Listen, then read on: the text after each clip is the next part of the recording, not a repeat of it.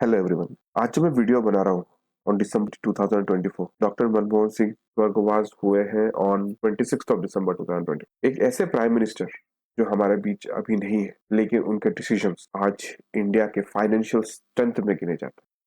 चलिए step by step बढ़ते हैं, समझते हैं। चलिए यहाँ पे मैंने फर्स्ट एक ग्लांस दिया है सर के, डॉक्टर मनमोहन सिंह सर। उनका जन्म हुआ था 26 सितंबर 1932 एंड उनका निधन हुआ है 26 दिसंबर 2024। वो एक पॉलिटिशियन थे, इकोनॉमिक्स थे, एकेडमिक थे एंड ब्यूरोक्रेट थे, जो जिन्होंने 13th prime minister of India serve किया फ्रॉम 2014 टू 2004 टू 2014। वो fourth longest serving prime minister थे आफ्टर जवाहरलाल नेहरू, इंदिरा गांधी एंड नरेंद्र मोदी। इंडियन नेशनल कांग्रेस के मेंबर थे और वो first Sikh prime minister of India बने। वो ऐसे पहले प्राइम मिनिस्टर बने जो अपने फुल 5 ईयर टर्म 2 बार कंप्लीट किया, री इलेक्टेड 2 टाइम्स, मतलब 10 ईयर्स के लिए, नेहरू जी के बाद, जवाहरलाल नेहरू जी के बाद। ठीक है, इसलिए हम लोग अभी डायरेक्ट मेजर डिसीजंस पे आते हैं कि डॉक्टर मनमोहन सिंह सर ने क्या क्या डिसीजंस लिए जिसपे आज इंडिया एक फ्यूचरिस्टिक और फाइनेंशियल स्ट्रेंथ पे खड़ा हुआ है। First, economic reforms of 1991। ये एक बड़ा फेमस रिफॉर्म्स था जहां पे सर ने, मतलब डॉक्टर मनमोहन सिंह जी ने लिबराइजेशन, प्राइवेटाइजेशन एंड ग्लोबलाइजेशन के दरवाजे खोल दिए। अब लिबराइजेशन क्या होता है? पहले क्या होता रहा, मतलब जो जितने सारे बिजनेसमैन थे उनके गवर्नमेंट के ऊपर पे अच्छा खासा पकड़ थे। गवर्नमेंट अपने, मतलब बिजनेसमैन अपने हिसाब से, बिजनेस अपने हिसाब से कोई काम नहीं कर सकते।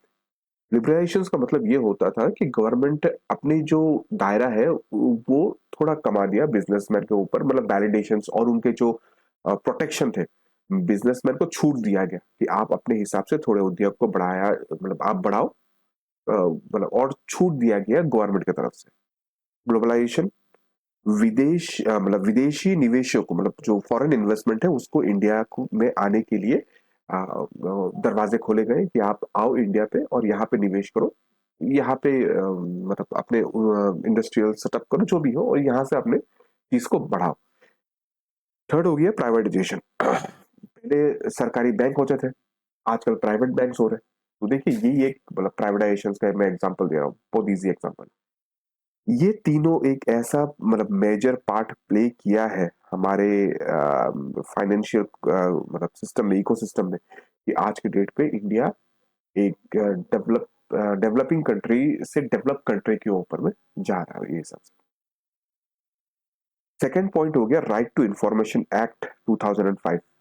पहले गवर्नमेंट को अकाउंटेबिलिटी नहीं कर सकते थे, लेकिन 2005 में डॉक्टर मनमोहन सिंह के गवर्नमेंट के, उनके लीडरशिप के अंडर पे ये एक्ट पास आउट किया कि आप सिटीजन जो है उनके पास ये ताकत दिया गया कि आप गवर्नमेंट से पूछो कि ये पैसा कहाँ गया है और ये चीज कैसा हुआ। देखिए आरटीआई किस तरह फाइल किया जा सकता है या राइट टू इन्फॉर्मेशन किस तरह फाइल किया जा सकता है, आपको गूगल पे धपेड़े वीडियो मिल जाएगा, मैं उस पर जा नहीं रहा। लेकिन मैंने ये बताने का कोशिश कर रहा हूँ कि आरटीआई एक ऐसा एक्ट है जहां पे सिटीजन को ये एम्पावर किया जाता है, उनको एक पावरफुल वेपन दिया गया है कि वो गवर्नमेंट से पूछ सके कि आपने जो काम किया है उसका वैलिडेशन क्या है, आपने किस तरह से किया है, कैसे किया है, किस हिसाब से किया है, जिससे आप गवर्नमेंट से मतलब क्वेश्चंस पूछ सकते हैं। Third, nuclear deal with USA 2008। ये एक फेमस डील था जो डॉक्टर मनमोहन सिंह जी और शायद जॉर्ज बुश, ये दोनों के बीच में हुआ। अब हम लोगों को ये पता है कि जबकि मतलब हम लोगों ने एनपीटी, न्यूक्लियर नॉन प्रोफिलिएशन ट्रीटी, हम लोगों ने साइन नहीं किया था, इसलिए हम लोगों को न्यूक्लियर एनर्जी या न्यूक्लियर टेक्नोलॉजी से अलग थलग कर दिया गया था, सैंक्शंस लगाए गए थे यूएसए के ऊपर में कि हम लोगों को कोई भी टेक्निकल चीज नहीं दिया जाएगा। जबकि 2008 में मतलब वो जो एरा था उसमें मतलब उद्योग इंडस्ट्रियलाइजेशन बहुत बढ़ रहा था और जनसंख्या भी बढ़ रही थी, तो पावर कंजम्पशन बहुत मतलब डिमांड में था। और जो ट्रेडिशनल पावर जनरेशन मेथड थे जैसे कि थर्मल और हाइड्रो पावर, वो वो डिमांड को फुलफिल नहीं कर सकते थे।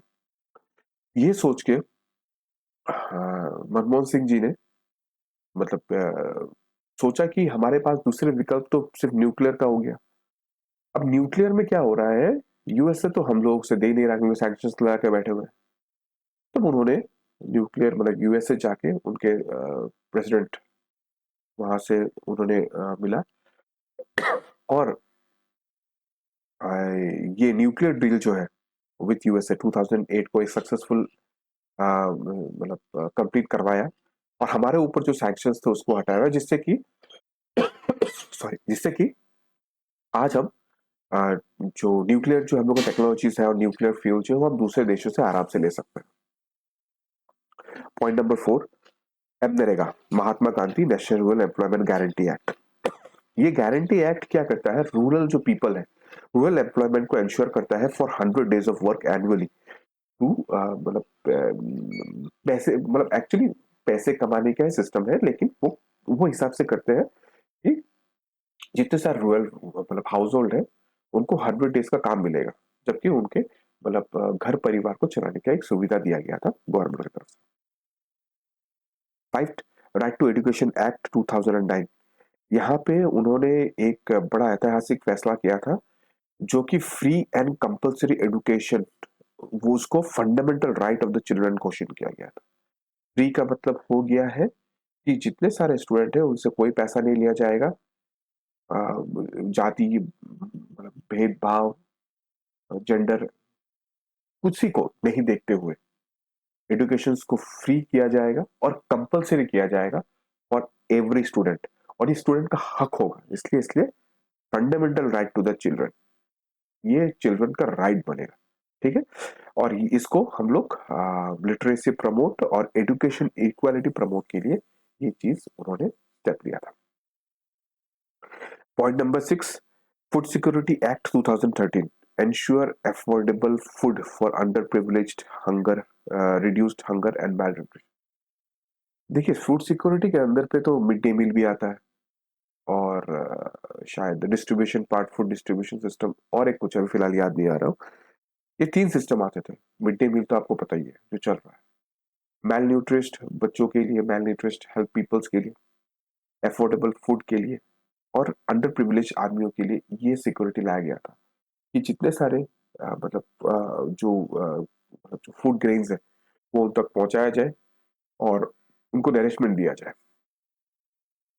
देखिए अब वो आज के डेट पे भी चल रहा है और वो बड़ा सक्सेसफुल है।